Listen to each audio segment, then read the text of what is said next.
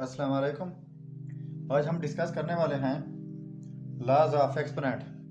पहले एक्सपोनेंट को जान लीजिएगा। तो एक्सपोनेंट का मतलब क्या है, इसको किसने इंट्रोड्यूस करवाया। तो एक्सपोनेंट जो होता है, एक हमारे पास होता है बेस और ये होता है, इसको एक्सपोनेंट भी कहते हैं, पावर भी कहते हैं और इंडाइसिस भी बोलते हैं। ये सारे इस पावर के नाम हैं। पावर भी बोल सकते हैं, एक्सपोनेंट एंड इंडाइसिस, ये सारे नेम है इसके। तो ये लॉज ऑफ एक्सपोनेंट जो हैं, इसको किसने इंट्रोड्यूस करवाया। तो एक मैथमेटिशियन है, इसने इसको इन्वेंट किया गया। तो जितनी भी लॉज ऑफ एक्सपोनेंट हैं अब हम पढ़ने वाले हैं तरतीब के साथ। चलिए स्टार्ट कर लेते हैं। ये 6 लॉज ऑफ एक्सपोनेंट हैं। एक एक को मैं बाई एग्जांपल समझाने वाला हूँ। ये हमारे पास होते हैं बेसिस और ये हैं एक्सपोनेंट या पावर, या इसको इंडाइसिस कह सकते हैं। तो अब जब हमारे पास ये सिचुएशन हो कि बेसिस सेम हो, पावर डिफरेंट हो, बीच में प्रोडक्ट हो, तो एक बेस लिखा जाता है और पावर जो है वो ऐड हो जाते हैं, m plus n। For example एक बेस है, क्योंकि बेसिस जो है सेम बेसिस हैं, तो सेम बेसिस हम ऐसा करेंगे कि एक बेस लेते हैं 2 और ये पावर जो है वो हमने डिफरेंट लेने हैं। तो 2 पावर 3 लेते हैं डॉट, यहाँ पर बेस सेम है तो 2 हो जाएगा। ये डिफरेंट पावर है तो यहाँ पर हम 2 लेंगे, ठीक है। तो अब बेसिस सेम है तो पावर ऐड हो जाएंगे। 3 + 2 = 2 पावर 5 = 32।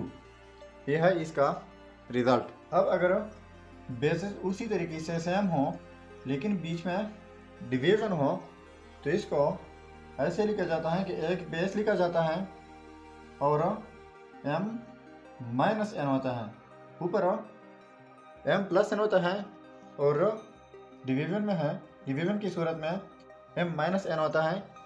तो उसी तरीके से ये हमारे पास कैसे होता है, 2 पावर 3 डॉट 2 पावर, पहले हम ले चुके हैं 2 पावर 2, सो ये हमारे पास हो जाएगा 2 पावर 3 - 2 = 2 पावर 1।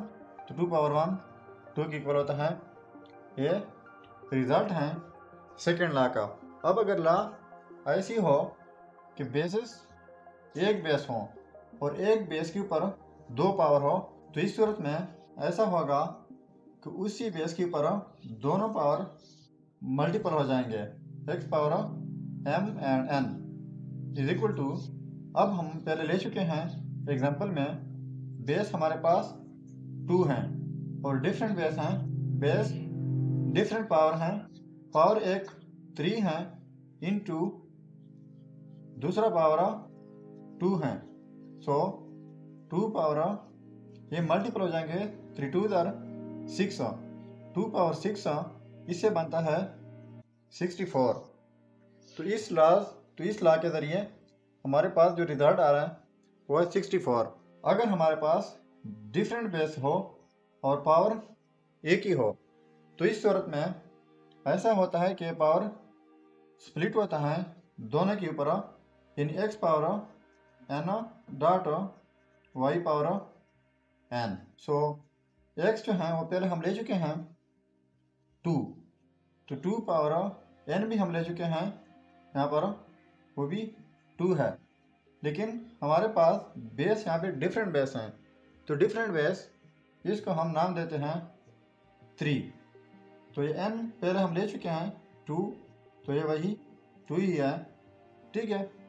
अब देखो ये 2 पावर 2 से बनता है 4 एंड 3 पावर 2 से बनता है 9, तो 9 × 4, तो ये रिजल्ट आता है 36। 5 लॉ में उसी तरीके से डिफरेंट बेसिस हैं लेकिन डिवीजन में हैं या फ्रैक्शन में हैं। इस सूरत में ये पावर जो है ये दोनों के ऊपर आ जाएगा, यानी x power m divide by y power m is equal to, ये पे हम पहले हम ले चुके हैं x जो कि 2 हैं, और m हम ले चुके हैं वो है 3 डिवाइड बाई y हम ले चुके हैं 3 एंड पावर भी 3 है।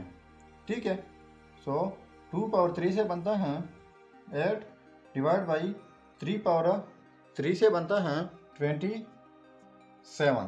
अब ये लास्ट में है a पावर 0। ये मैथमेटिक्स की अटल हकीकत है, किसी भी चीज़ की पावर जब 0 हो तो वह हमेशा 1 के इक्वल होता है। यह हमेशा याद रखिएगा। Thank you.